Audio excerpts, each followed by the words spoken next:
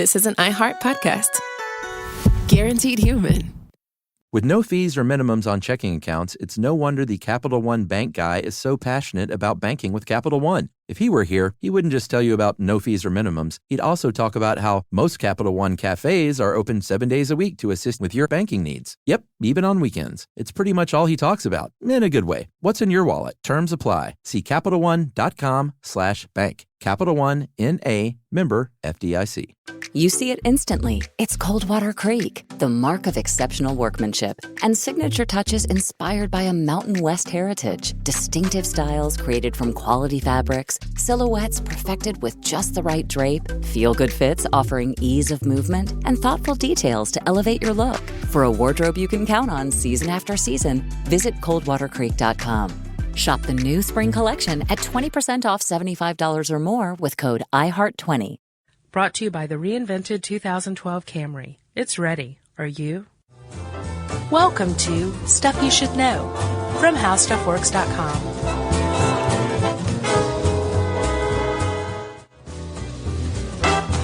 Hi, and welcome to the podcast. This is Stuff You Should Know, and I'm Josh, and there's Chuck.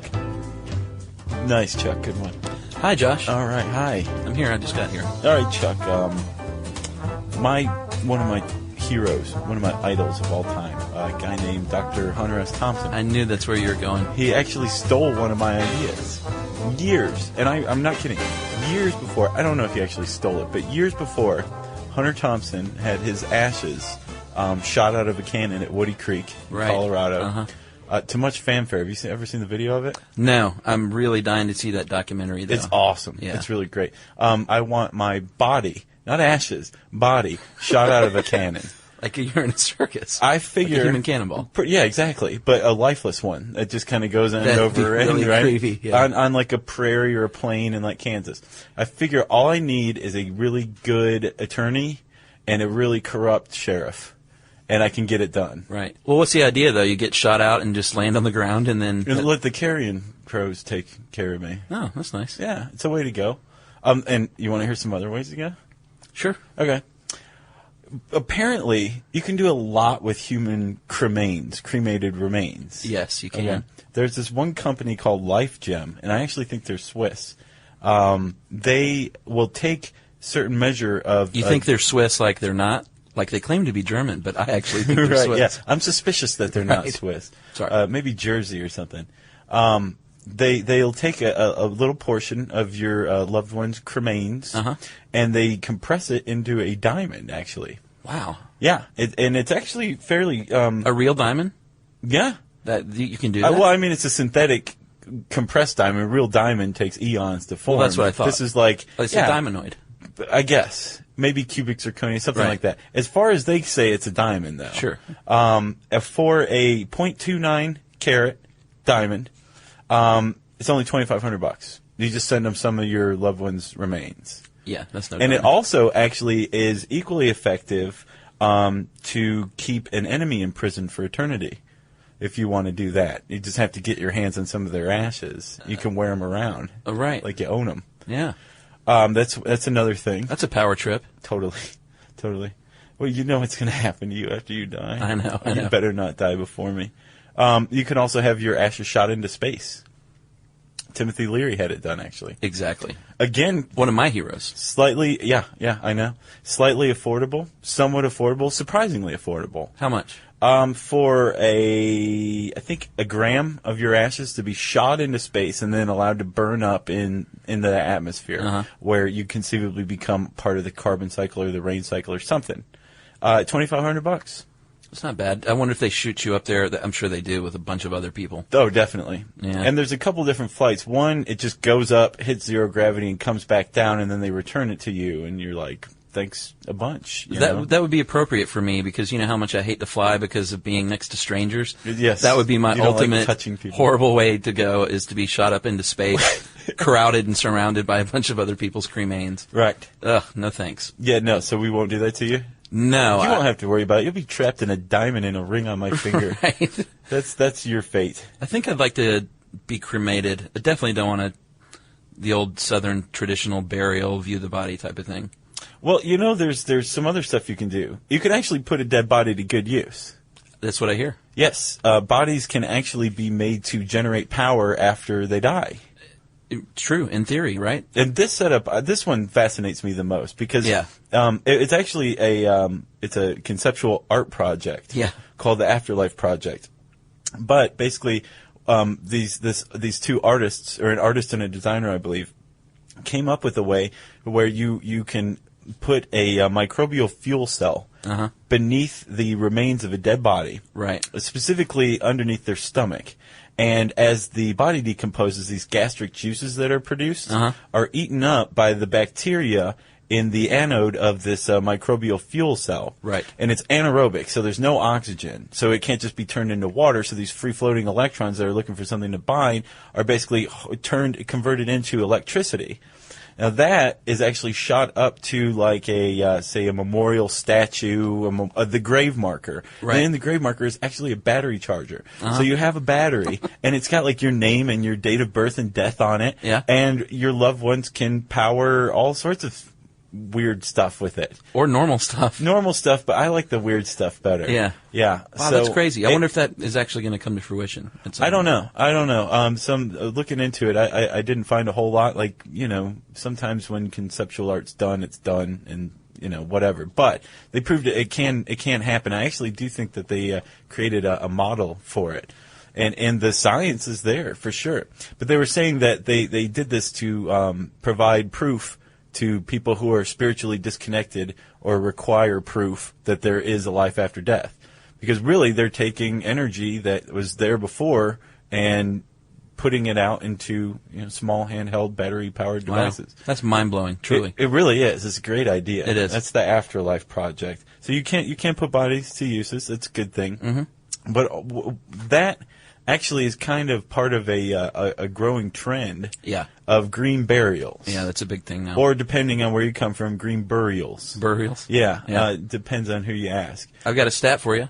I love your stats. I know. There was a study performed by with the American Association of Retired Persons, and 21% in 2007 of people over the age of 50 were interested in green burials. That makes sense because that's my dad's generation, and they're the ones who got like the recycling kibosh put on their heads. Yeah, like my dad recycles religiously, and I think his age group really bought into that in like the early '90s. So I'm not surprised by that. 20%. It's not bad. I think the other 79% said, "Get off my lawn." So probably whippersnapper yeah. kind of thing.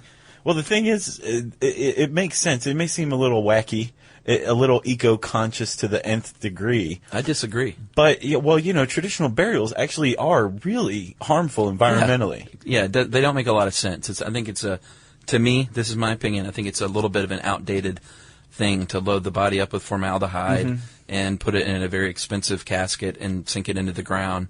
It doesn't make much sense to me. That's Chuck talking. No, I mean it's been done clearly because people need that kind of closure. You have to take a few days to really kind of get over it. Sure. In the 19th century, people used to sit up around their dead loved one, which is propped up on chairs in like the living room for days. They'd eat meals around it, that kind of thing. Yeah, no thank you.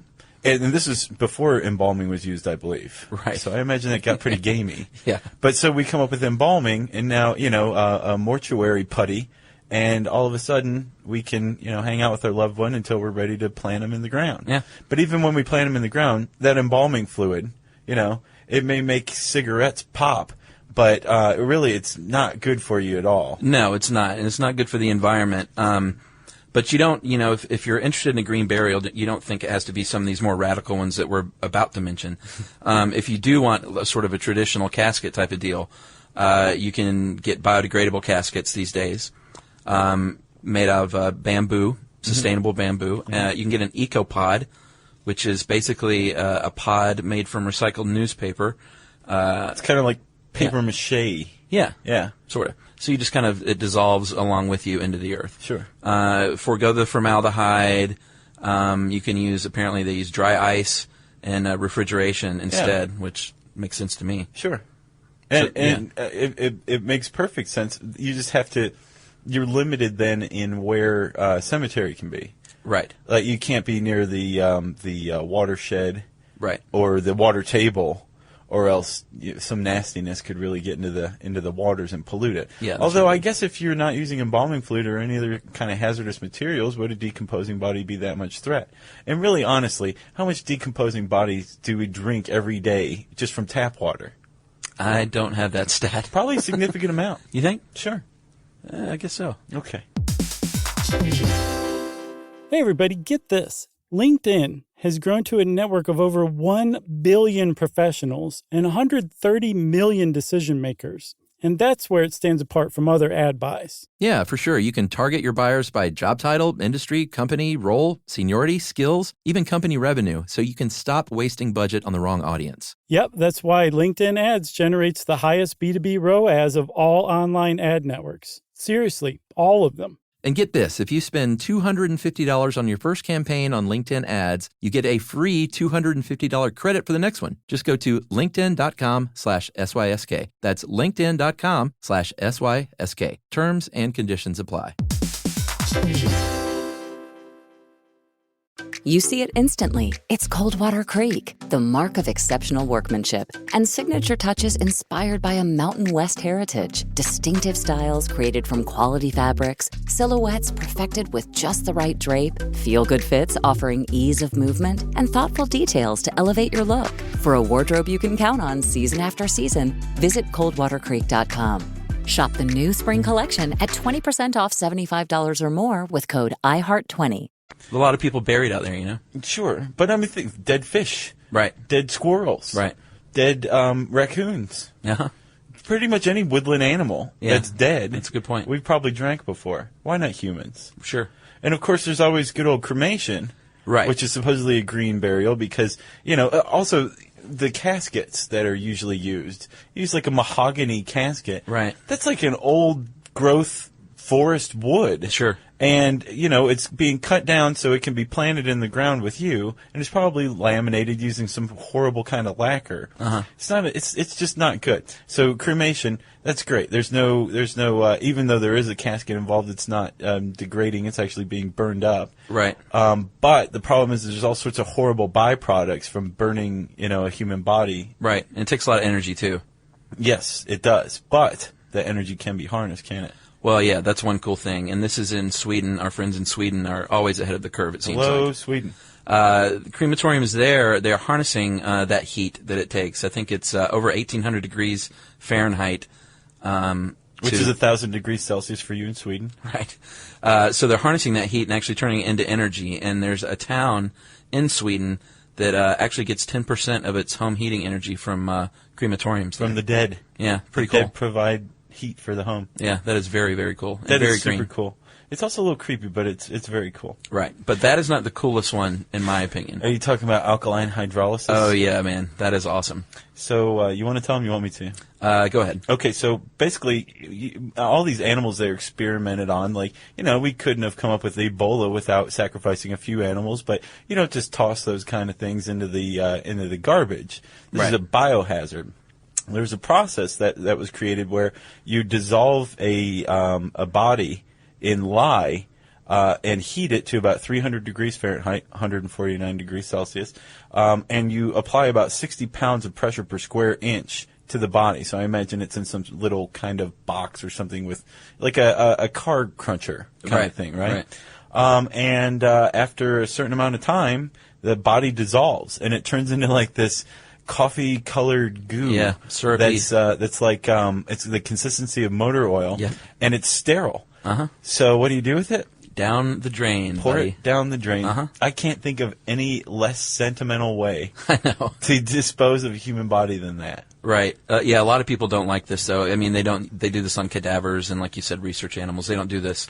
It's not in practice yet. Well, they're trying to. Right. I'd be all for it, personally. I can't remember where the town is, Chuck. It's in New York. And there was a funeral director who's trying to get this process legalized, because apparently you can't do that with human remains. Right. It's illegal.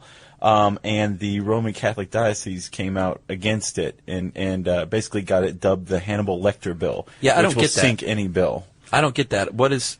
I think they're just trying to play off the creepiness and the complete disregard for the sanctity of humanity or anything. Yeah, terrible example. It Poor was, choice but of it words. worked because everybody's heard of Hannibal Lecter, and the bill got sunk. So, And frankly, I don't know. I need slightly more pomp and circumstance. I need more cannons and Kansas plains, than Well, you could have a poured down the ceremony. drain. I don't think it necessarily has to be your wife, in a darkened room just pouring you down a drain. You could have a big party and a big ceremony. You can still have all the fanfare. That's true. And that is true, and technically I guess it's not that much different from cremation, right? Sure. Yeah. Or you could put the syrupy goo into a balloon and drop it from the Empire State Building. That'd be kind of cool. That would be very cool, It's actually. no cannon. But, yeah. What is this syrupy goo I'm covered with? Right. Some poor guy with like a fanny pack and the camera. And then he's covered with Josh. Ironically, he's from Kansas. Yeah. Yeah, so there's a lot of things that are in the works that it looks like the funeral industry is going to be turned over eventually. Yeah. Even Nate Fisher from 6 Feet Under, he had a green burial. Right. Just wrapped in like a canvas sack and planted in the ground. Well, there's only so much land mass out there, and it can't, Agreed. Well, can't all go to cemeteries. What I think is cool about the green burial movement is they use these cemetery plots as land easements, so that they're protected in perpetuity because there's a person there, and basically you, rather than spending the money on a plot in a traditional cemetery, you basically buy a piece of land and it's protected forever. So it's protected land that can never be developed on. So that's another kind of subtle aim of the green burial movement is land conservation by, death. Right. And there's also burial at sea. The new green way to be buried at sea is to have your cremains mixed with concrete and become part of an artificial coral reef. Mm-hmm. And be tickled by fish for the rest of eternity. That'd be awesome. So yeah, that's green burial. And actually you can find more on this on the site. It's called Can My Body Generate Power After I Die? And before we let you go, Chuck and I wanted to point out another article about death that we think you'll enjoy. It's called The 15 Most Common Causes of Death in the World. Fantastic read. Combined with Can My Body Generate Power After I Die?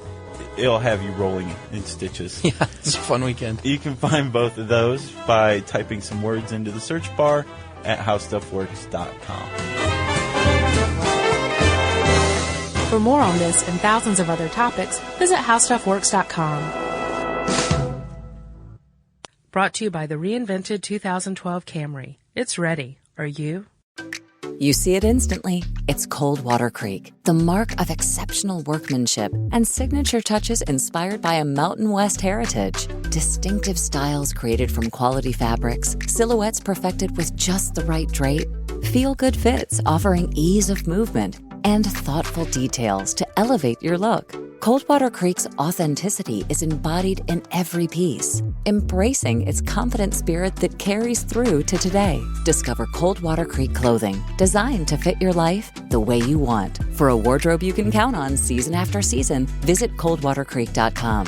Shop the new spring collection at 20% off $75 or more with code IHEART20. The new year brings new health goals and wealth goals. Protecting your identity is an important step. Your info is in endless places that could expose you to identity theft, leading to lost funds. LifeLock monitors millions of data points per second. If your identity is stolen, LifeLock's restoration specialist will fix it, guaranteed, or your money back. Resolve to make identity, health, and wealth part of your New Year's goals with LifeLock. Save up to 40% your first year. Visit LifeLock.com/iHeart. Terms apply. This is an iHeart podcast. Guaranteed human.